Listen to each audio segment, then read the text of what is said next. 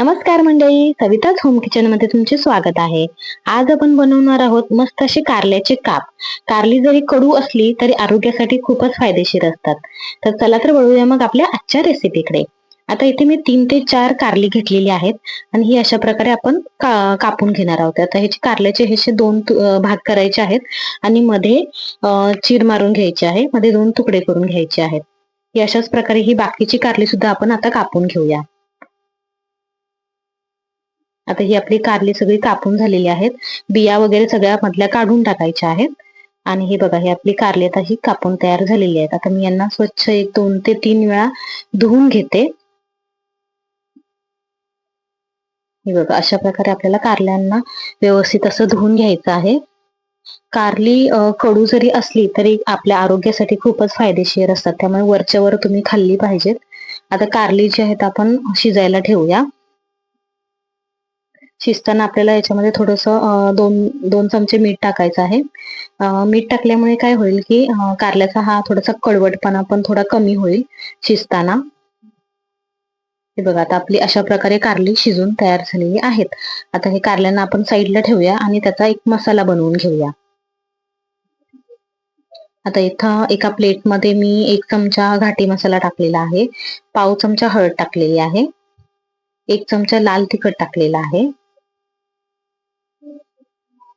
अर्धा चमचा धने पावडर टाकलेली आहे, 1/2 चमचा गरम मसाला टाकलेला आहे आणि 1 चमचा मीठ टाकलेला आहे.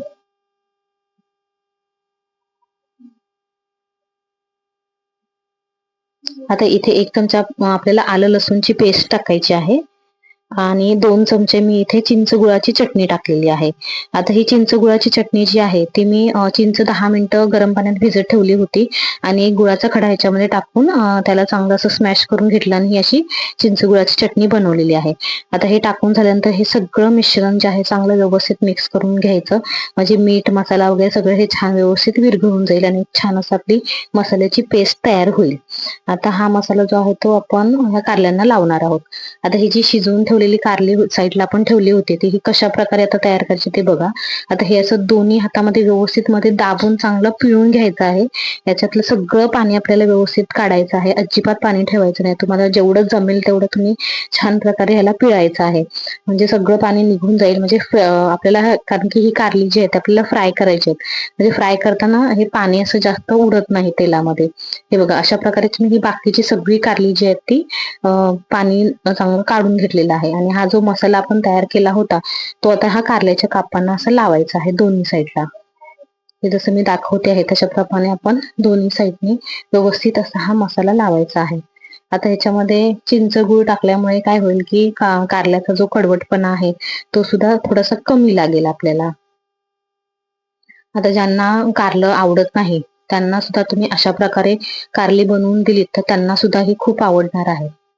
हे बघा, हे अशा प्रकारे आपले सगळे कारल्याचे काप तयार करून झालेले आहेत मसाला लावून. आता इथे मी काय करते की जसं आपण फिश साठी रवा आणि तांदळाचं पीठ घेऊन आपण फ्राय करायला घेतो, तसंच मी थोडासा रवा घेतलाय, बारीक रवा मी वापरलेला आहे, थोडंसं तांदळाचं पीठ टाकलंय आणि आपण हे जे कारल्याचे काप तयार केले होते ते आपण याच्यामध्ये डीप करून फ्राय करणार आहोत. तर एका तव्यात मध्ये मी तेल टाकलेलं आहे तळण्यासाठी आणि हे सगळे काप जे आहेत हे बघा, हे असे दोन्ही साईडनी असे त्याच्यावर दाबायचे आहेत, म्हणजे ह्याला सगळं असं रवा वगैरे लागेल ह्याला, म्हणजे तळताना तसे खाली लागणार नाहीयेत.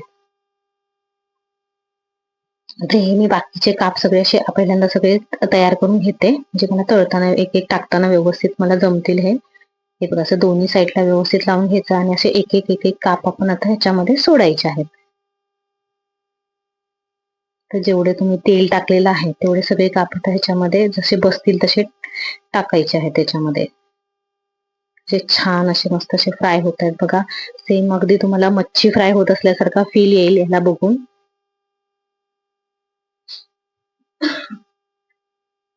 आता हे असेच दोन्ही साईडने आपल्याला फ्राय करायचे आहेत. एका साईडने आता हे छान फ्राय झालेले आहेत, मी दुसऱ्या साईडने याला व्यवस्थित फ्राय करून घेते. हे बघा, आता दोन्ही साईडने आपण ह्याला व्यवस्थित फ्राय करून घ्यायचं आहे.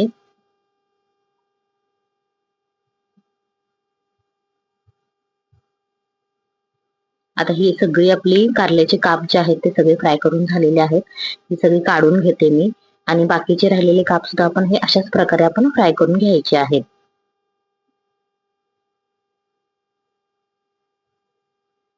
हे बघा आता आपले सगळे कारल्याचे काप हे असे छान आपले तयार झालेले आहेत.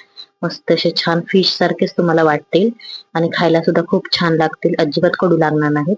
अशाच छान छान रेसिपीसाठी तुम्ही सविताच होम किचनला लाईक करा, शेअर करा आणि सबस्क्राईब करा.